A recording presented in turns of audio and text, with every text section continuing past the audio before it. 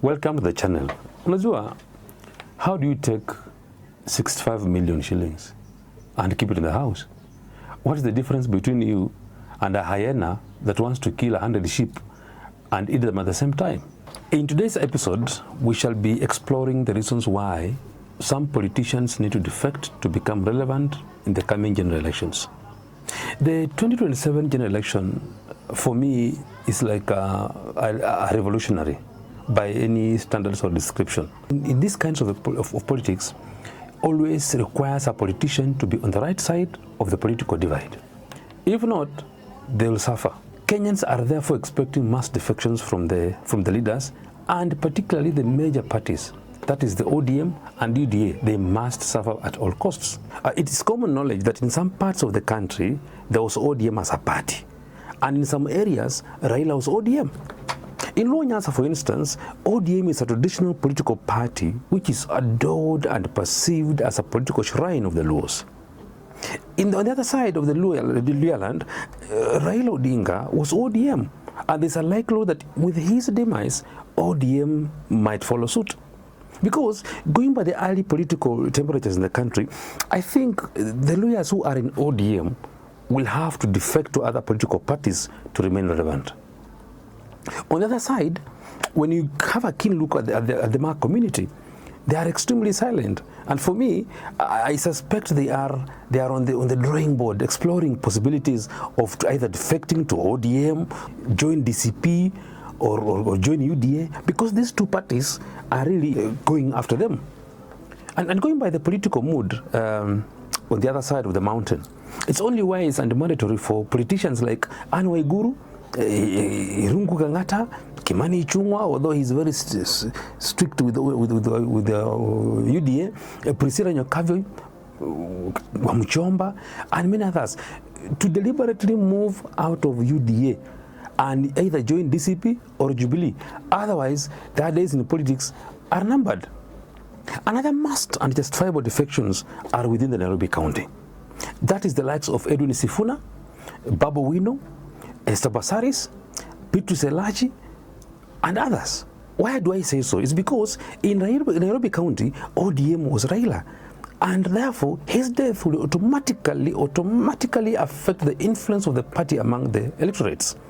And with the insurgence of DCP, the Wiper Party, the Jubilee Party, DAP Kenya, UDA in some sections, although remote, in Nairobi it will be only wise enough for them to decamp from ODM and join either of the above parties.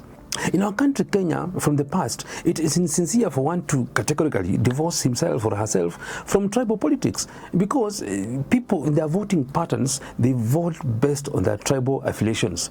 In most cases, people have always identified themselves with where is our leader, who is our, like if you look at your campaign today, majority of them will vote where Kalonzo will be. Despite us, I've seen it in the near past and the current, trying to create a Gen Z tribe, it's very difficult, because when the chickens come home to roost, a bigger percentage of them will align with their kinsmen at the voting table. So when you come back to Nairobi, you'll observe that the Kikuyus, the Kambas, the Luyas, and the Kisis are seemingly walking the same political journey of united opposition.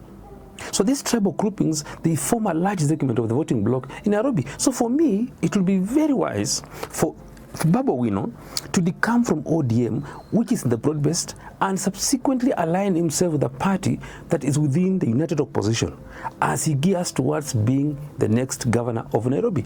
If he does not, if he decides to stick with ODM, then let him shift his political base from Nairobi to Luo Nyanza, and this journey to become anything will be smoother. For Edwin Sifuna, my brother, I know he has tremendously risen in his political stature in the country, but this can only be actualized if he bolts out of ODM, which is rapidly, looking at these numbers, shrinking towards the Luo Nyanza.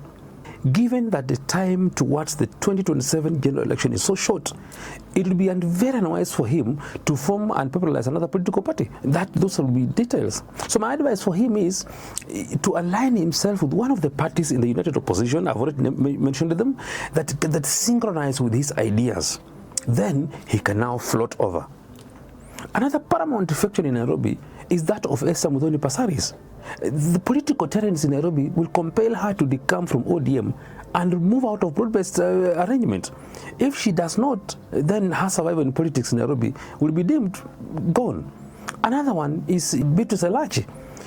She must be on the same chopping board of thought, because her political constituency, where she's a member of parliament, does not support her party where it is currently.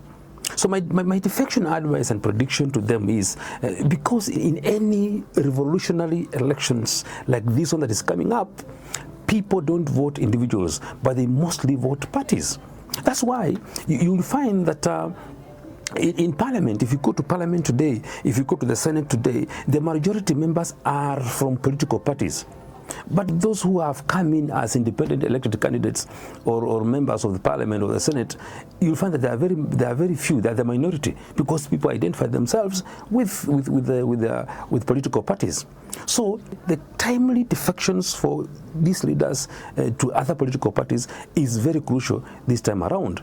So point to take home is that the united opposition, take it to the bank, is going to operate on the basis of a compromised candidate. So this is going to be the case in areas they deem one party in the coalition is more predominant than the other. So focusing on Nairobi, I can confidently say that if Babu Owino and Sifuna will be in one of the parties within the united opposition and combining with their current influence on the political scene, they stand a high chance of being the united opposition compromised candidates respectively. The coastal region politics are not exceptional. The likes of Joho and Nasir and Omar and others who are aligned to the broad-based arrangements should not ignore the high cousins Clarion. Because if this Clarion is allowed to gain ground, then the weight of its effect should not be ignored. From my keen analysis, and looking at the past political behaviors, we expect mass exodus from UDA across the country, because it is slightly rapidly shrinking towards the Kalenjin nation.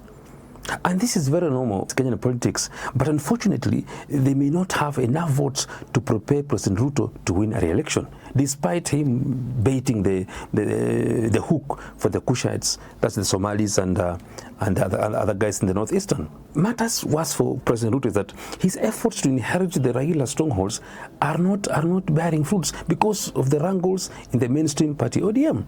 On the other hand, the Kusi community are blatantly announcing that they are stand to work with the united opposition Israel. The Ma community are uncertain. Maybe they are waiting for the blowing political wind to give them direction, which means they can fall either side of the political coin. In short, all the government strategies to lure votes has been hitting a snag because of the unspoken dictatorial tendencies, while the united opposition are solidly positioning themselves with a jewelry spinster attracting suitors at whatever cost. In the comment section, ladies and gentlemen, share with me who other politicians need to defect and to which coalition for them to stand a chance of winning their respective coalitions. Thank you for joining me today. If you found this discussion valuable, don't forget to like, subscribe, and share this episode with others. Guys, we are below 1K. Click that notification bell and keep on interacting with our great content. Thanks for those who have already subscribed. Please tell a friend to tell a friend. Until next episode, stay safe, stay informed. I rest my case.